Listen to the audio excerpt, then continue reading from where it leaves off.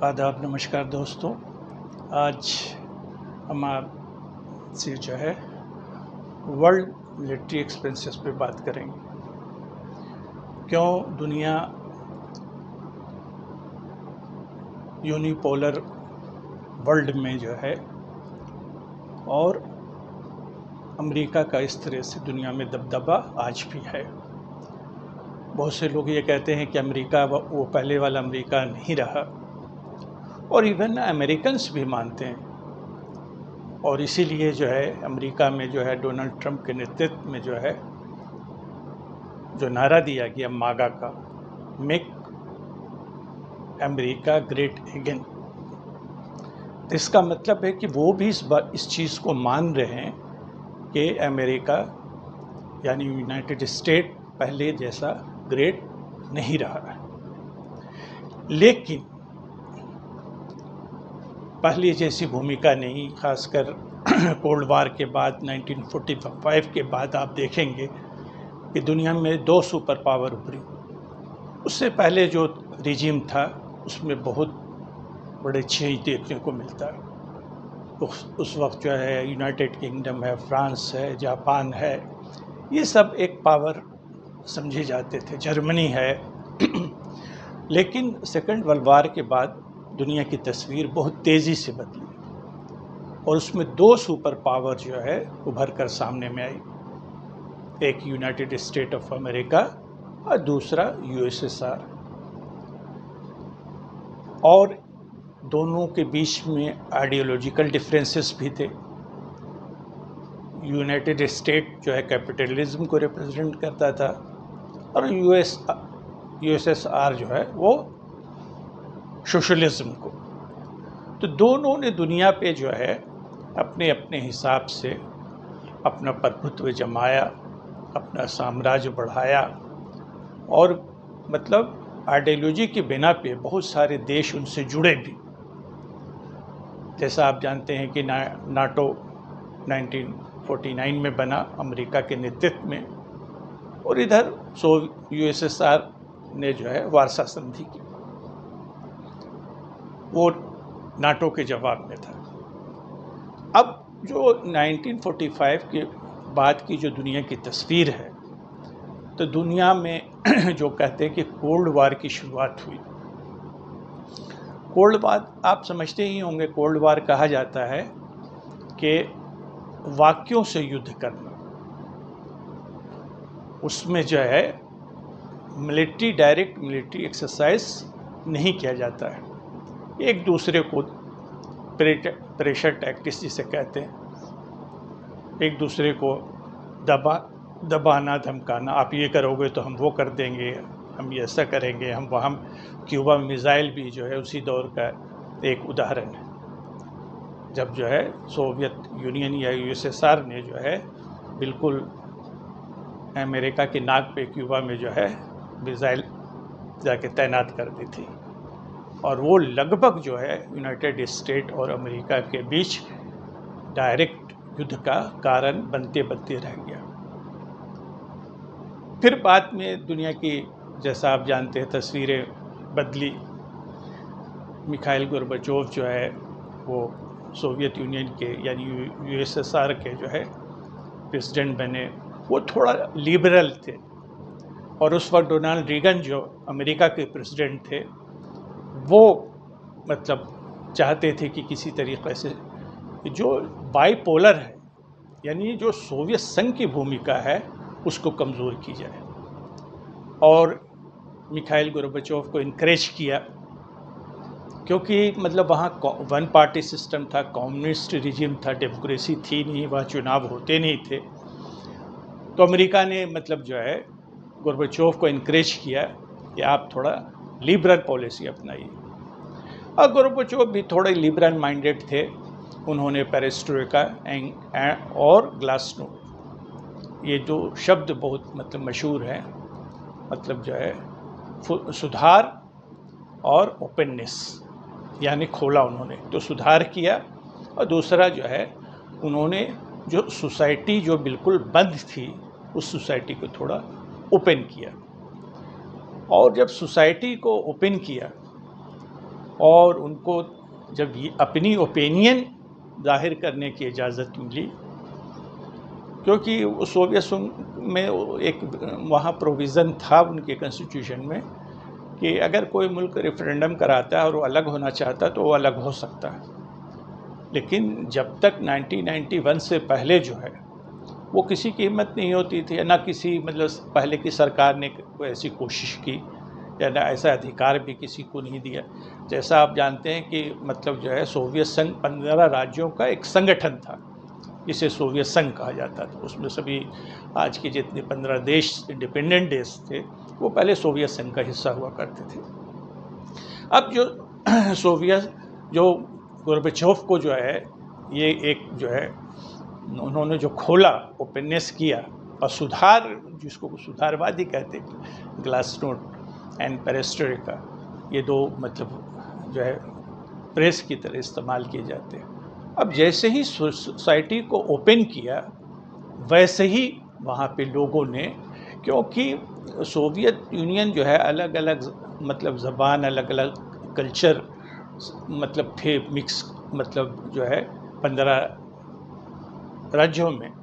नतीजे जब उनको ये अधिकार मिला कि ठीक आप रेफरेंडम करा के आप सोवियत संघ के साथ रहना चाहते हैं या अलग होना चाहते हैं, तो धीरे धीरे एस्टोनिया, लिथुआनिया, लातविया, जो यूरोप के छोटे छोटे देश यूरोपीय हिस्से में आते हैं, फिर इधर Kazakhstan, Turkmenistan, Uzbekistan, Kazakhstan, Kyrgyzstan, ये जो इतने थे, उधर बेलारूस है, जॉर्जिया है, ये सारे यानी 15 जो राज्य थे, यूक्रेन है, वो सभी रेफरेंडम के बाद सोवियत संघ से अलग हो गए। और उस सोवियत संघ में से जो अलग हुए तो उसमें से एक बड़ा जो सबसे देश था वो रूस, जो आज भी रूस, तो 1991 में जो है वो सोवियत संघ बिखर गया और जो एक सुपर पावर हुआ करता था उसकी अर्थव्यवस्था भी बहुत ख़राब हो गई और नतीजा ये है कि वो 15 इंडिपेंडेंट राज्य बन गए। और इधर क्या हो गया कि अमेरिका जो है यूनिपोलर बन गया, अकेला दुनिया का सुपर पावर बना। और मिखाइल गोर्बाचोव को हालांकि पीस प्राइज़ भी मिला इस काम के लिए, लेकिन पूरा मतलब सोवियत संघ जो है बिखर गया। और जैसा हमने कहा कि क्षेत्रफल की दृष्टि से आज भी रूस दुनिया का सबसे बड़ा मतलब राज्य है। तो ये मतलब जो है, लेकिन धीरे धीरे मतलब सोवियत संघ की जो इकोनॉमी रिकवरी हुई और आज और जो 15 अलग अलग राज्य हैं उन्होंने भी अपनी धीरे धीरे स्टेबिलिटी आई उन राज्यों में। और कई राज्य आज की डेट में, यूक्रेन को छोड़ दिया जाए तो वहाँ पे चूँकि रूस ने अटैक किया तो वहाँ तो हालत ख़राब है, अदरवाइज़ मोटे तौर पे जो है जो 15 राज्य थे उसमें एक है, लेकिन डिक्टेटरशिप, जैसे बेलारूस है वहाँ डिक्टेटरशिप है। बहुत सारे मतलब देशों में जो है, सेंट्रल एशिया के भी देश देखेंगे तो अब एक फेयर डेमोक्रेटिक प्रोसेस नहीं है, लेकिन बहरहाल वो आज हमारा सब्जेक्ट नहीं है। उसके बाद America, United state of America एक बड़ी ताकत दुनिया में रहा, तो जाहिर सी बात है उसका दुनिया में दबदबा रहा। लेकिन धीरे धीरे जो है दुनिया की इकोनॉमिक और पॉलिटिकल जो है सिचुएशन बदलने लगी। ख़ास के जो है ईस्ट एशिया के देश जो है, जैसे इंडोनेशिया है, मलेशिया है, आपके जो है सिंगापुर है, ये देश इकोनॉमिकली डेवलप करने पर। और दूसरी तरफ इधर चीन जो है, चीन बहुत तेज़ी से जो है ख़ासकर 2000 के बाद उसने एक मतलब इस बड़ी स्पीड पकड़ी और पूरा जो है उसका ढांचा जो है इकोनॉमिक ढांचा बदल गया।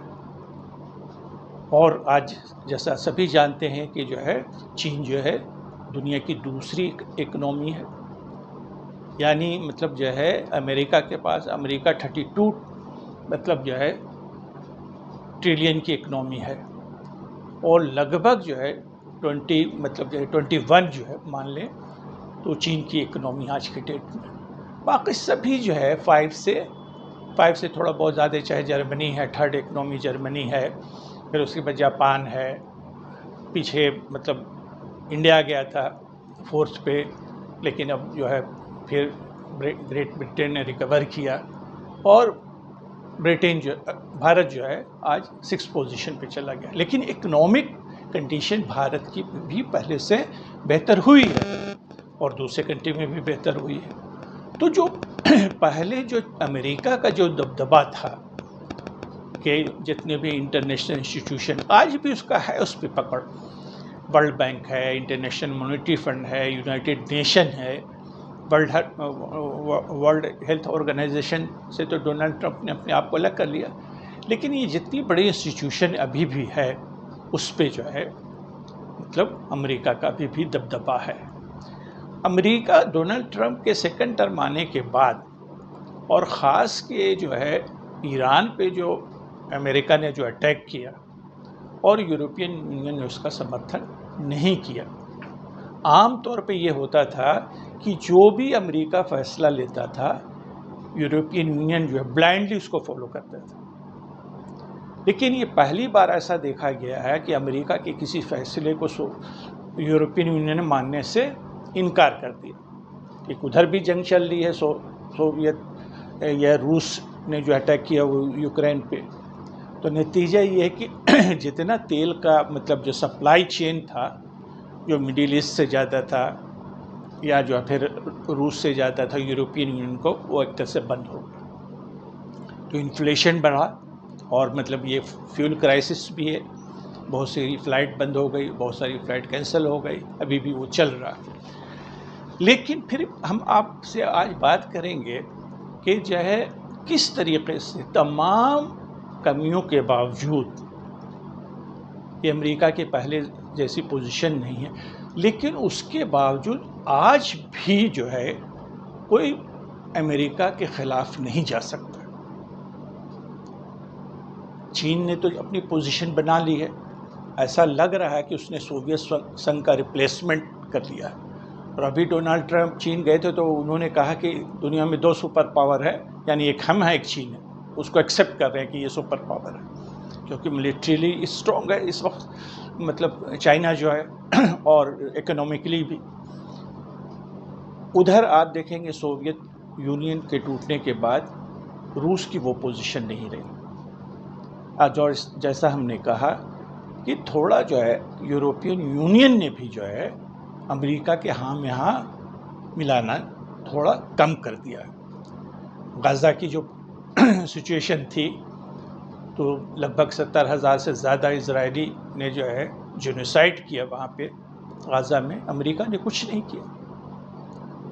यूरोपियन यूनियन ने आवाज़ उठाई, वहाँ के मुल्कों ने भी कंडेम किया और वहाँ के लोगों ने काफ़ी बड़े पैमाने पे आके इसका विरोध किया और अमेरिका की पॉलिसी से भी नाखुश रहे, क्योंकि अमेरिका जो है इजराइल को रोकने में बिल्कुल नाकाम रहा, यानी रोका ही नहीं। अब जिसका परिणाम ये हुआ, इतना बड़ा जेनोसाइड हुआ, वो भी मतलब जो है यूरोपियन यूनियन के जितने भी कंट्री, ज़्यादातर 27 कंट्री जो हैं, और उसके अलावा भी जो सोवियत यूरोपियन यूनियन में नहीं है, जैसे ग्रेट ब्रिटेन अपने आप को अलग कर दिया, और भी कुछ देश हैं, तो उन्होंने इसका कंडेम किया ये पूरी तरह से। और इंटरनेशनल कोर्ट ऑफ जस्टिस जो है वो नेतन्याहू को एक क्रिमिनल डिक्लेयर भी किया हुआ है। लेकिन इसके इन तमाम चीज़ों फिर अमेरिका ने अटैक कर दिया ईरान पे। आप इंटरनेशनल इंस्टीट्यूशन पे देखेंगे और ये मतलब जो है तो उसमें अमेरिका का फैसला का दबदबा दिखता है। आज भी वो फैसले कर रहा है कि रूस किसको पेट्रोल बेचेगा। आज भी इंडिया जैसे देश को जो है अमेरिका ये डिक्टेट कर रहा है कि ठीक है अब आप पेट्रोल लीजिए रूस से, और ठीक है पेट्रोल 1 महीने तक ले लीजिए, उसके बाद आप नहीं ले सकते। और भारत भी जो इतना बड़ा देश जो है अमेरिका के आगे झुका हुआ है। और इस तरीके से जैसे मतलब और दूसरे देशों को आपने देखा होगा कि जो है वेनेजुएला के प्रेसिडेंट को जो है वहाँ से उठा के ले गया और एक तरह से वहाँ अपनी कठपुतली सरकार बना ली, यानी जो वेनेजुएला का ऑयल रिसोर्स है उस पर कब्जा कर लिया। अब उसका अमेरिका के हिसाब से वेनेजुएला का तेल दुनिया में बेचा जाएगा, अब बाकी अमेरिका ले जाएगा अपने घर। उसके तो वही मिडिल ईस्ट में अमेरिका की इतनी दखलंदाजी क्यों है? क्योंकि वो ऑयल रिच देश है। Saudi Arab, Dubai, Kuwait, Qatar, Iraq, Iran, ये सब ऑयल रिच है। आप वेस्ट एशिया से लेके देखिए आप, मतलब इधर मिडिल ईस्ट, तो तमाम क्यों अभी भी अमेरिका का दबदबा है, उस पे हम ज़रा आएंगे। आप देखेंगे कि दुनिया में अभी टोटल जो मिलिट्री एक्सपेंसेस हैं वो 2.8 ट्रिलियन है। उसमें से 954 बिलियन जो है अकेले अमेरिका खर्च करता है। दुनिया की टोटल जो है मिलिट्री पे खर्च कितने हो रहे हैं? 2.8, लगभग 3 ट्रिलियन। और उसमें से 954 बिलियन, लगभग 1 ट्रिलियन जो है वो चीन, अमेरिका खर्चा कर रहा है। और दूसरे नंबर पे है 336 बिलियन जो है चीन खर्चा कर रहा है। यानी चीन से अमेरिका 3 गुना ज़्यादा खर्चा कर रहा है। उसके बाद आप सोवियत यूनियन पे जाएंगे तो वो 190। ये तीनों कंट्री मिला के लगभग 52% जो है पूरे मिलिट्री जो एक्सपेंसेस है इनके अकेले हैं। और बाकी जो है दुनिया में बटे हुए हैं, उसमें यूरोपियन कंट्री भी शामिल, उसमें जापान भी है, उसमें जर्मनी भी है, उसमें इंडिया भी है, उसमें पाकिस्तान भी है। तो अब जो है आपको मोटे तौर पे, और चूँकि यूक्रेन में जंग होने के बाद यूरोपियन यूनियन ने भी जो है मिलिट्री एक्सपेंसेस बढ़ाए हैं पहले से, और यही वजह है कि लगभग 1/3 से ज़्यादा ही जो है अमेरिका अकेले खर्च करता है। उसके तो सैकड़ों तो दुनिया में फौजी अड्डे हैं, उसमें हर गल्फ कंट्री में 1-1, 2-2 पूरे मतलब जो है जकड़ा हुआ। कोई भी खुलकर अमेरिका के, उधर यूरोप में उसके अड्डे बने हुए, उधर नॉर्थ अफ्रीका के अड्डे, इधर कोरिया में बने हुए, ताइवान में तो नहीं, ये जापान में बने हुए। इस तरीके से तमाम मतलब जो है, और इसीलिए उसका मिलिट्री एक्सपेंसेस इतना ज़्यादा है और लोग अभी भी उसके ख़िलाफ़ पूरी तरह से जाने से बचते हैं। सोवियत यूनियन कई बार खड़ा हो जाता है, लेकिन सोवियत यूनियन के साथ प्रॉब्लम है कि उसकी इकोनॉमी इतनी मजबूत नहीं, इकोनॉमिकली वो अमेरिका को जवाब नहीं दे सकता, सिवाय तेल और नेचुरल गैस के, और प्लस जो है मिलिट्री जो इक्विपमेंट्स है, उसके अलावा और कुछ ऐसा मतलब जो है वो अपने देश से एक्सपोर्ट नहीं कर पाता। लेकिन अमेरिका का बहुत सारी, चीन का जैसे दुनिया का एक सप्लायर बन गया, मिलिट्री से लेके आप जो मेडिसिन से लेके आप मेडिकल के लेके, और किसी भी क्षेत्र में जाइए, हर क्षेत्र में उसकी जो है ईवी बैटरी देख लीजिए, 90% जो प्रोसेस जो चाइना में होता है, उसके ख़िलाफ़ जितनी ईवी मतलब इलेक्ट्रिक कारें अमेरिका में चलती हैं, सब अमेरिका, ये चीन सप्लाई करता है। तो यही वजह है कि चीन से तो टक्कर अमेरिका नहीं लेता, उसको अब एक्सेप्ट कर लिया है कि वो एक बड़ी ताकत है। अभी हाल फिलहाल में डोनाल्ड ट्रंप कहते जी। अब सोवियत यूनियन की इकोनॉमी लगभग 2.25 ट्रिलियन है, तो वो तो भारत की भी आधा है, तो इकोनॉमिकली तो वो फाइट नहीं कर सकता यूएस से। मिलिट्रीली जो एडवांस है रूस, ज़्यादातर पैसा जो है उसी से खर्चा, और बेचता भी है वो, भारत को भी अभी भी काफ़ी मात्रा में हथियार सप्लाई करता है। उसके बाद आप देखिएगा कि जो भारत भी एक्सपेंस करता है टोटल मिलिट्री एक्सपेंस, तो भारत का भी एक्सपेंस जो है लगभग आज की डेट में जो है वो 92 बिलियन जो है भारत लगभग, आप समझ लीजिए 100 से थोड़ा ही कम, 92 बिलियन जो है भारत उस पर एक्सपेंड करता है मिलिट्री पे, जो बड़ी मतलब ये है। इजराइल जो है 48 करता है, और पाकिस्तान जो है 11.9 लगभग 12 बिलियन जो है उसका सालाना बजट है। इजराइल जो इतना छोटा सा मुल्क है 21,000 वर्ग किलोमीटर और 1 करोड़ से भी कम आबादी, लेकिन उसका मिलिट्री एक्सपेंसेस 48 बिलियन और भारत का 92, यानी भारत का लगभग आधा। भारत तो बहुत विशाल देश है। ईरान बेचारा अभी जो है उस पर इतने सारे सैंक्शन हैं कि उसकी वजह से जो है ईरान की जो है टोटल 7.4 यानी 7.5 बिलियन जो है ईरान खर्च करता है। सबसे इंटरेस्टिंग ये है कि सऊदी अरब भारत खर्च कर रहा है 92 बिलियन और सऊदी खर्च करता है 83 बिलियन। लेकिन दोनों के पावर में फ़र्क देखिए।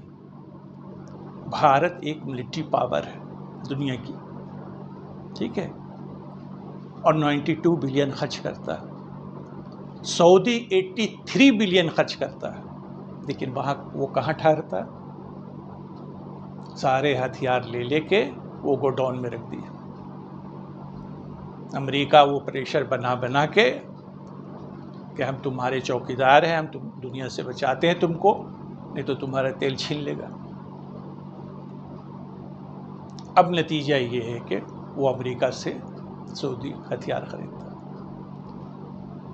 मतलब अगर देखा जाए तो 83 बिलियन सऊदी खर्च कर रहा था, 90 तो लगभग भारत के बराबर उसकी शक्ति होनी चाहिए ना। हालांकि आबादी का बड़ा डिफरेंस है, आबादी का बहुत बड़ा डिफरेंस है। 3 करोड़ से ज़्यादा सऊदी की आबादी है बस, अब भारत की तो 1.5 बिलियन। इसलिए जो है अमेरिका का दुनिया में दबदबा बना हुआ है कि अकेले जो है 1/3 से ज़्यादा जो है वो दुनिया पे अपनी मिलिट्री एक्सपेंसेस है, और इसीलिए और दुनिया में तमाम फौजी अड्डे भी हैं। तो अभी भी मतलब अमेरिका के कमज़ोर होने के बावजूद अभी भी उसका दबदबा है। और आने वाले समय में जो प्रोजेक्टर होता है वो की जा रहे हैं कि आने वाले समय में 2050 में भी जो है वो शायद जो है चीन जो है फर्स्ट इकोनॉमी बन जाए, लेकिन अमेरिका सेकंड ही रहेगा, उसके बाद भारत का नंबर है। इसलिए नियर फ्यूचर में अमेरिका बहुत जल्दी ख़त्म होने वाला नहीं, ना उसकी पॉलिसी, ना उसके प्रोग्राम, ना उसके दबदबा, अभी तो है ही उसका। तो आने वाले दिन क्यों मतलब अमेरिका का भी दबदबा है, उसके मिलिट्री एक्सपेंसेस से पता चलता है, उसकी इकोनॉमी से पता चलता है। 32 ट्रिलियन, कोई आसपास में नहीं उसकी इकोनॉमी के बराबर। आज सबसे बड़ी इकोनॉमी अमेरिका, दूसरे नंबर पे चीन 21 के आसपास।